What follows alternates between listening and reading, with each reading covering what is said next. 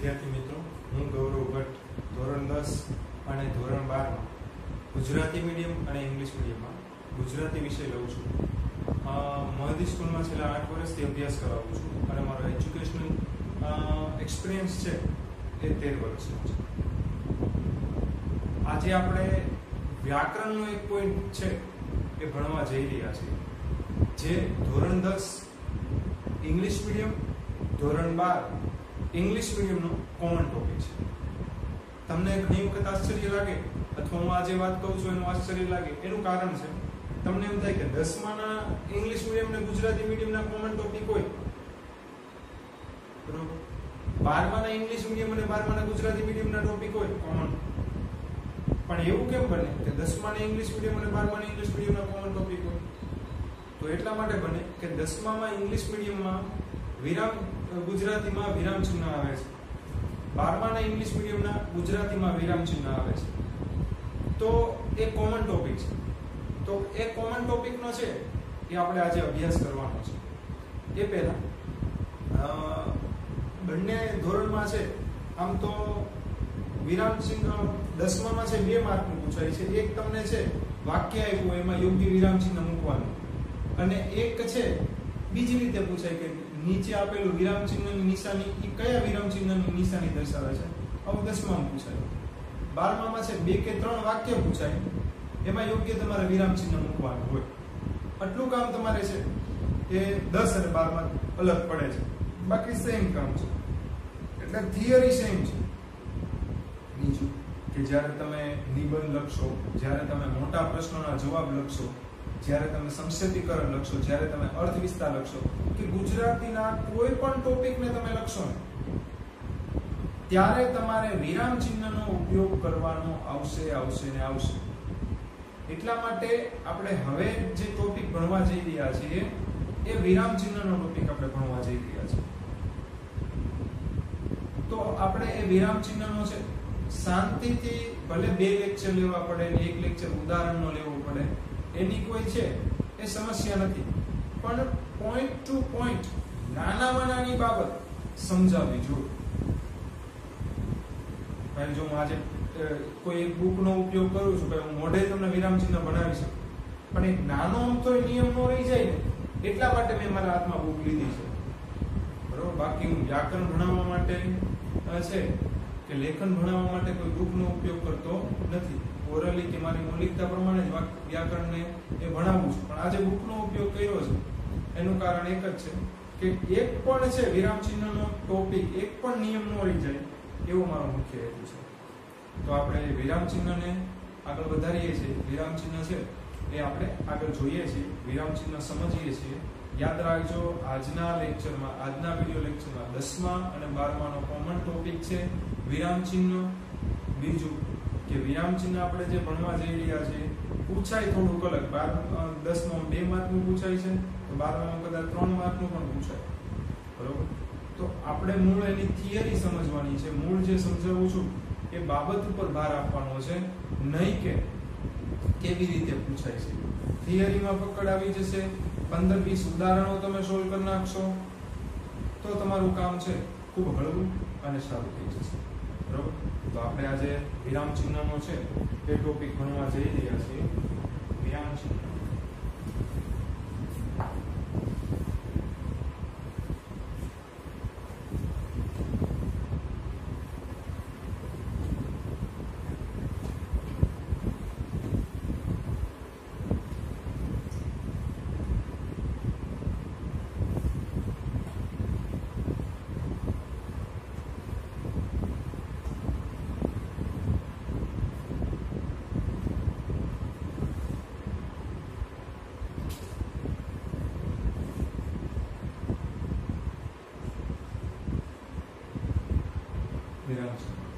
પેલા તો હું બોર્ડ ઉપર લખું છું ને ટૂંકમાં સમજ તમને આપી દઉં.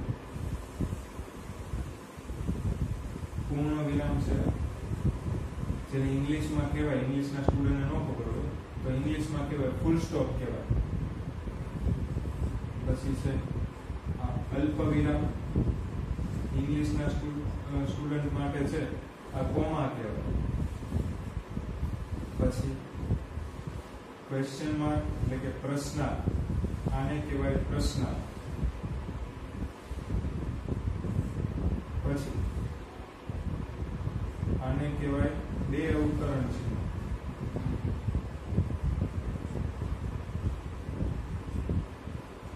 પછી આને કહેવાય એક અવતરણ ચિહ્ન.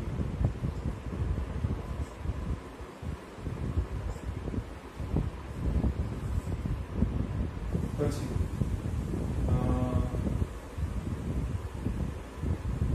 આને કહેવાય અર્ધવિરામ. આને બે અવતરણ ચિહ્ન એટલે ડબલ ઇન્વર્ટેડ કોમા, અને એક અવતરણ ચિહ્ન એટલે સિંગલ ઇન્વર્ટેડ કોમા, અને અર્ધવિરામ એટલે સેમિકોલોન, અને ગુરુ વિરામ એટલે કોલોન. ગુરુ વિરામ એટલે કોલોન. પછી આને ઉદ્ગાર ચિહ્ન એટલે કે છે એક્સક્લેમેશન માર્ક છે. બરોબર, હું બધું ફરીવાર બોલી જાઉં છું. હજી લખી નાખીએ. એલિપ્સ ની નિશાની કહેવાય એલિપ્સ. બરોબર, એટલે ડોટ ડોટ ડોટ, અને ગુજરાતીમાં કહેવાય 3 ટપકા. હવે વિરામ ચિહ્ન ફરીવાર બોલી જાઉં. આને પૂર્ણ વિરામ એને ઇંગ્લિશમાં કહેવાય ફૂલ સ્ટોપ. પછી અલ્પ વિરામ એને ઇંગ્લિશમાં કહેવાય કોમા. પ્રશ્નાર્થ ચિહ્ન એને ઇંગ્લિશમાં કહેવાય ક્વેશ્ચન માર્ક. પછી અવતરણ ચિહ્ન ડબલ ઇન્વર્ટેડ કોમા અને સિંગલ ઇન્વર્ટેડ કોમા કહેવાય. આને કહેવાય સેમિકોલોન. સેમિકોલોન. આને કહેવાય કોલોન. આને કહેવાય એક્સક્લેમેશન માર્ક, અને આને કહેવાય 3 ટપકા એટલે એલિપ્સ ની નિશાની કહેવાય. ડોટ ડોટ ડોટ ની નિશાની કહેવાય. બરોબર છે. બોર્ડ ઉપર જેટલું લખ્યું છે એટલું તમે લખી નાખો. હું 2-3 મિનિટ આપું છું જેથી કરીને છે તમારા સમજમાં આવે કે કયા કયા ટોપિક છે આપણે ક્રમશઃ ભણવાના છે. તો લખી નાખો.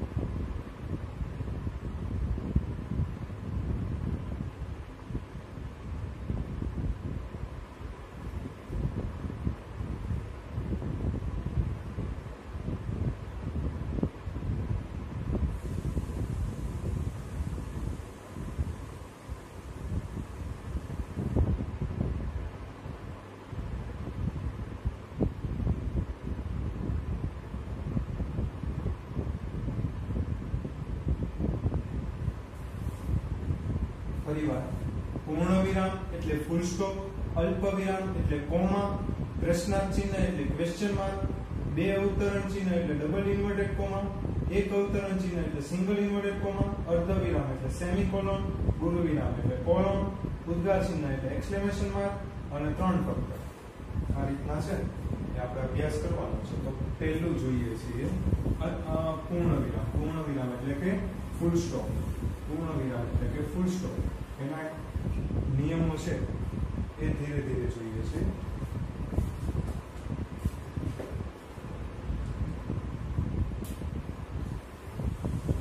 જ્યારે કોઈ હેતુ કે ઘટના પૂરી થઈ જાય છે તે દર્શાવવા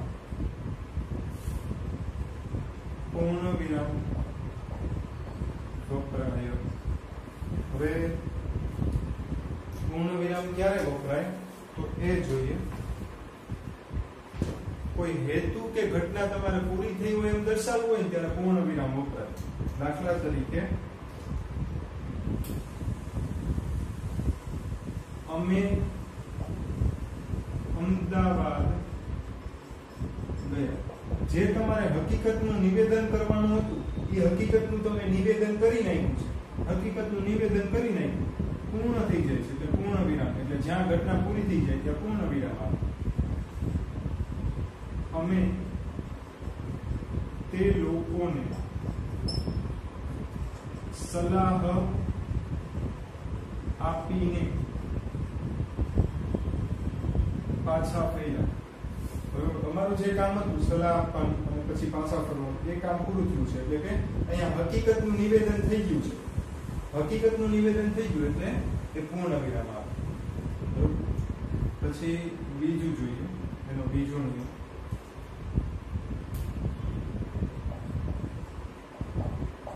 જ્યારે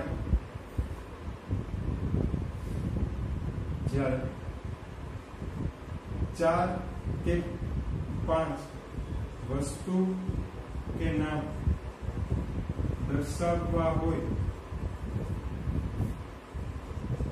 તો તેના ક, ખ, ગ, ઘ જેવા ક્રમ લખ્યા પછી પૂર્ણ વિરામ મુકાય. દાખલા તરીકે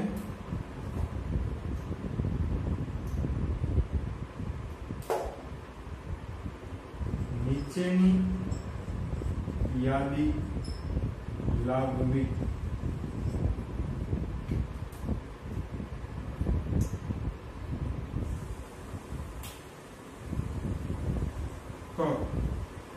કપડા, ખ જો ક યાદી બનાવીએ છીએ એમાં ક પછી પૂર્ણ વિરામ લીધું, ખ પછી પૂર્ણ વિરામ એટલે 1 2 એમ જ દર્શાવે છે. કપડા, ખ જમવાની વસ્તુ, ગ કપડા જમવાની વસ્તુ, ગરમ કપડા અને ઘ 4 દિવસ ચાલે એટલો નાસ્તો. તો તમે જુઓ તો અહીંયા યાદી મેં લાવવાની કીધી છે, બરોબર. એમાં યાદી બનાવી ક, ખ, ગ અને ઘ. ક પછી તે યાદી છે એટલે પોઈન્ટ કર્યો, કારણ કે આ બે વસ્તુ જુદી પાડવી છે એટલે અહીંયા પોઈન્ટ કર્યો કે આ પોઈન્ટ પૂરો એટલે એ દર્શાવે ક પૂરું થઈ ગયું જે વાત કરવાની છે. ખ પછી પોઈન્ટ છે, બરોબર. આટલું લખી નાખો પહેલા.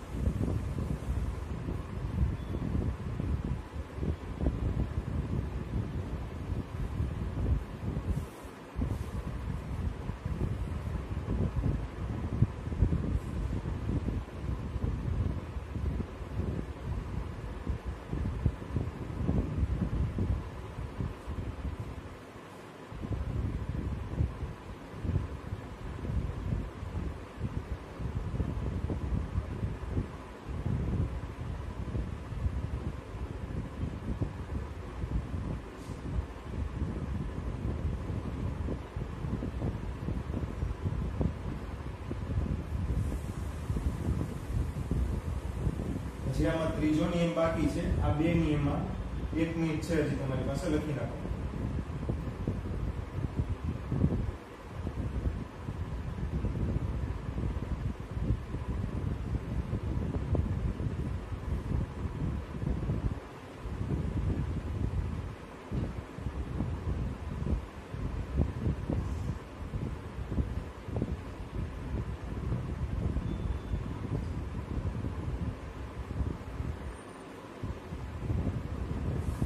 લખાઈ ગયો છે. હવે આનો પૂર્ણ વિરામનો ત્રીજો અને છેલ્લો નિયમ.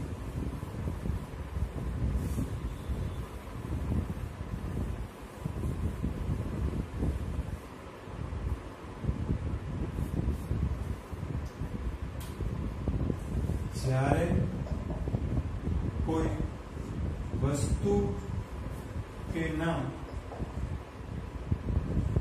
ટૂંકાક્ષરીમાં દર્શાવવું હોય ત્યારે પૂર્ણ વિરામ વપરાય.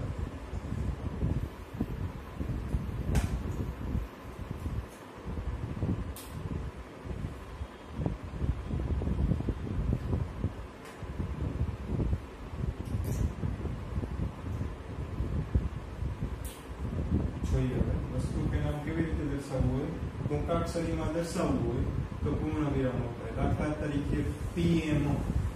પીએમ નું પૂરું નામ તો થાય પ્રાઇમ મિનિસ્ટર, બરોબર? Prime minister. પણ મેં ટૂંકમાં પી અને પી એટલે એમ દર્શાવે પૂર્ણ વિરામ એટલે અહીંયા ક્યાંક અધૂરું છે, એમ પછી એમ દર્શાવે છે અહીંયા ક્યાંક અધૂરું છે. પછી રા વી પાઠક, તો અહીંયા આખું નામ નથી લખ્યું. રામનારાયણ વિશ્વનાથ પાઠક એક લેખકનું નામ છે. કાઉન્સમાં લખવાની જરૂર નથી, આ તો તમને મેં ટૂંકું લખ્યું છે ને એટલે સમજાવવા માટે.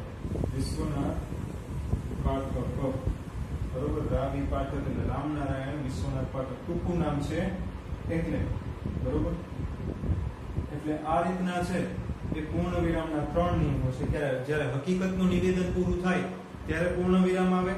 પછી જ્યારે વસ્તુની યાદી ઉતારવાની હોય એટલે ક ખ ગ ઘ એમ, તો ક પછી પોઈન્ટ કરવાનો, ખ પછી પોઈન્ટ કરવાનો, એટલે ત્યાં પૂરું થાય છે અને પછી યાદી શરૂ થાય છે એમ દર્શાવવા માટે, બરોબર? જ્યારે ટૂંકાક્ષરીમાં નામ વપરાતું હોય ત્યારે પણ છે એ તમારે આ રીતના ઉપયોગ કરવાનો થાય. એટલે તમને અહીંયા મારે જે છે પૂર્ણ વિરામ સમજાવવું હતું એ પૂર્ણ વિરામ પૂરું થાય છે. આગળ જોઈએ હવે કોમા એટલે કે અલ્પ વિરામ.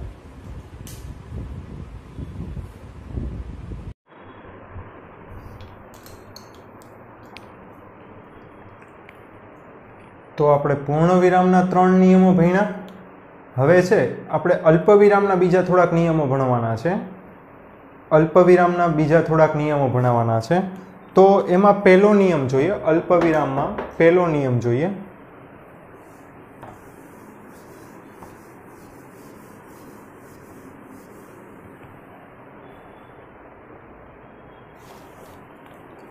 હેડિંગ આપું છું બીજું, અલ્પ વિરામ. અલ્પ વિરામ કૌંસમાં કોમા અને એની નિશાની છે આ. જ્યારે કોઈ વાક્યમાં એક કરતાં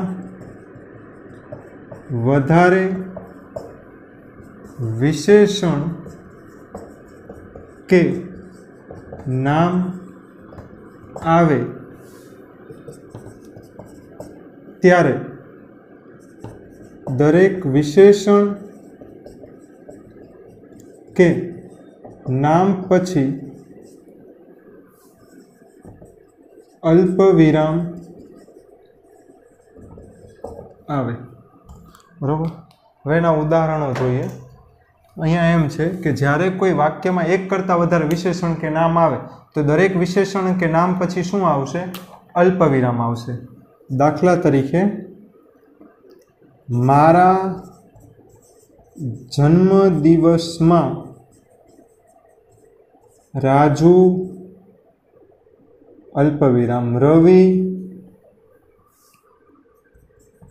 તુષાર અને કૌશલ આવીર. તમે પહેલા એ જુઓ કે અહીંયા એક કરતાં વધારે નામ છે. એક કરતાં વધારે નામ છે. કયા કયા? રાજુ, રવિ, તુષાર, કૌશલ. એક કરતાં વધારે નામ છે.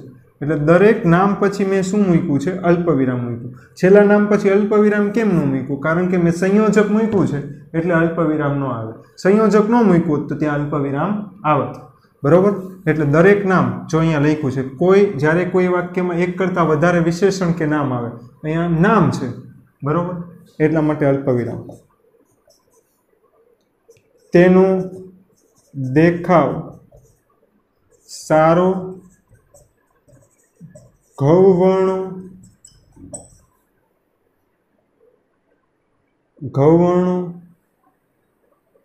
અને આકર્ષક છે. તમે જુઓ 3 વિશેષણ છે, સારો અને ગૌવર્ણ અને આકર્ષક. ગૌવર્ણ અને આકર્ષક પછી અને આવી ગયું એટલે ત્યાં અલ્પવિરામ ન આવ્યું. સારું અને ગૌવર્ણ પછી અલ્પવિરામ આવ્યું. બરોબર? એટલે એક કરતાં વધારે વિશેષણ કે નામ આવે ત્યારે શું આવે છે? ત્યારે ત્યાં અલ્પવિરામ આવે છે. યાદ રાખજો. બરોબર? જ્યારે કોઈ એક વાક્યમાં એક કરતાં વધારે વિશેષણ કે નામ આવે ત્યારે દરેક વિશેષણ કે નામ પછી અલ્પવિરામ આવે. અહીંયા એક કરતાં વધારે નામ છે, રાજુ, રવિ, તુષાર, તો દરેક નામ પછી અલ્પવિરામ આવ્યું અને છેલ્લા નામમાં અનેથી જોડાયેલું છે એટલે ત્યાં અલ્પવિરામ ન આવ્યું. બરોબર? ત્યાં સંયોજક આવ્યું. અહીંયા એક કરતાં વધારે વિશેષણ છે એટલે અલ્પવિરામ અને છેલ્લું સંયોજકથી જોડાયેલું છે એટલે અને. તો આટલું પહેલાં લખી નાખો, પછી આગળ જોઈએ છીએ.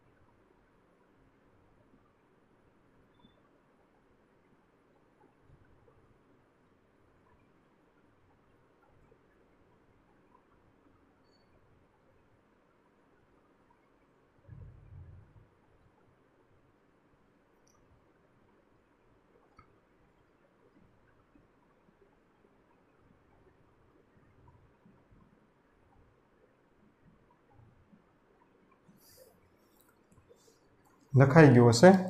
હવે એમાં બીજો નિયમ જોઈએ છીએ.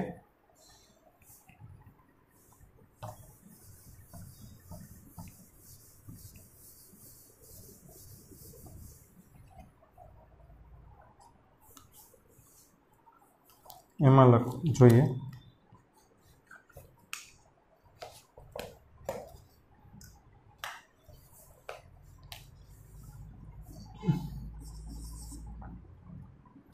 જ્યારે સંબોધનાર્થે કોઈ શબ્દ વપરાય તો તે શબ્દ પછી અલ્પવિરામ આવે. ભાઈ અલ્પવિરામ આવે ક્યારેક છે ત્યાં ઉદ્ગાર ચિહ્ન પણ મૂકીએ છીએ. બરોબર? સાહેબ દાખલા તરીકે ઉદાહરણો જોઈએ.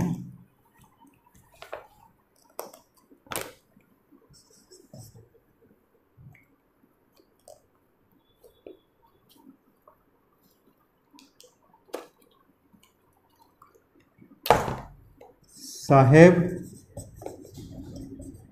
તમે અહીં આવો. તો અહીંયા સંબોધન કોને કર્યું છે? સાહેબને. એટલે ત્યાં પછી તેની પછી શું આવ્યું? અલ્પવિરામ આવ્યું. રાજુ ને સંબોધન કર્યું. તને મમ્મી તને પિતાજી બોલાવે. બરોબર? તો રાજુ પછી શું આવ્યું છે? અલ્પવિરામ આવ્યું છે કારણ કે સંબોધન કોને કર્યું? રાજુને. હે રામ પછી અલ્પવિરામ. પાપીઓને બચાવી લે. તો અહીંયા સંબોધન કોને કે પહેલામાં સાહેબને સંબોધન કર્યું એટલે એની પછી અલ્પવિરામ, પછી રાજુને સંબોધન કર્યું પછી એની પછી અલ્પવિરામ, પછી હે રામને સંબોધન કર્યું પછી એની પછી અલ્પવિરામ. તો લખી નાખો એટલું.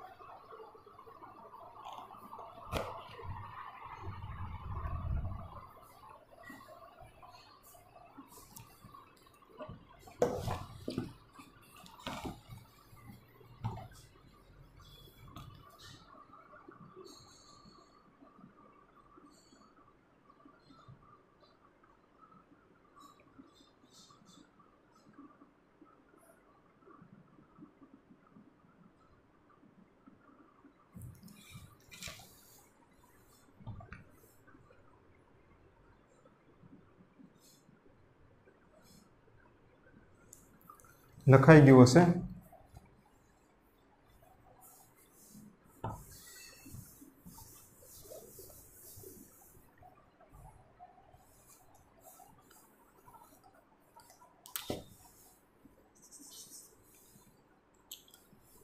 જ્યારે વાક્યમાં હા, ના, ટૂંકમાં, અલબત્ત, કારણ કે જેવા શબ્દ લખી પછી વાક્ય લખવામાં આવે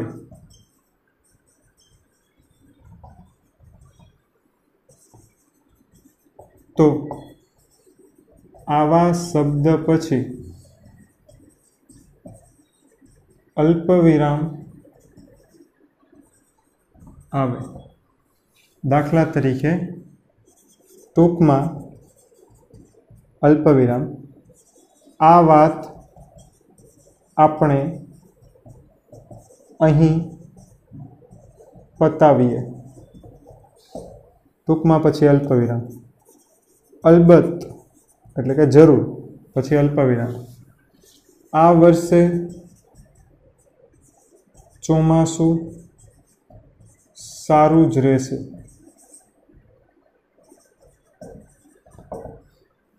બરાબર.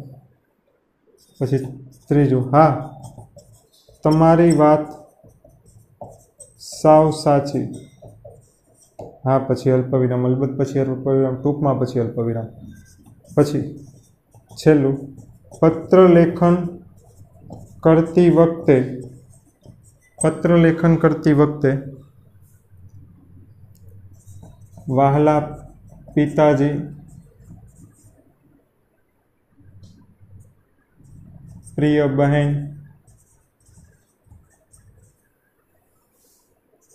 જેવા શબ્દો પછી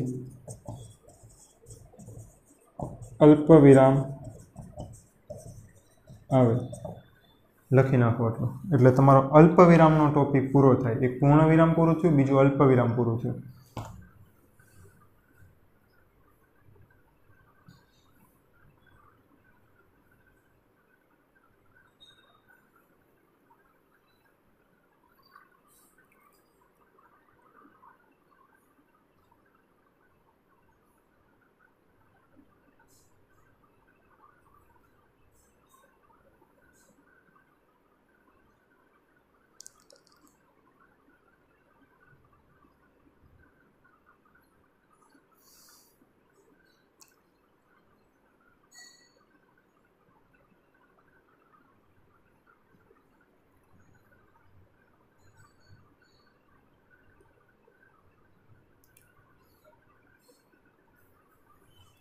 તો આપણે વિરામ ચિહ્નનો પૂર્ણ વિરામ અને અલ્પવિરામ સાથેનો પાર્ટ 1 પૂરો કરીએ છીએ. હવે પાર્ટ 2માં બને ત્યાં સુધીમાં વિરામ ચિહ્ન પૂરા થાય એવો પ્રયત્ન કરશું. અને આ 10માનું ઇંગ્લિશ મીડિયમનું ગુજરાતી અને 12માના ઇંગ્લિશ મીડિયમના ગુજરાતી માટેનો કોમન ટોપિક છે.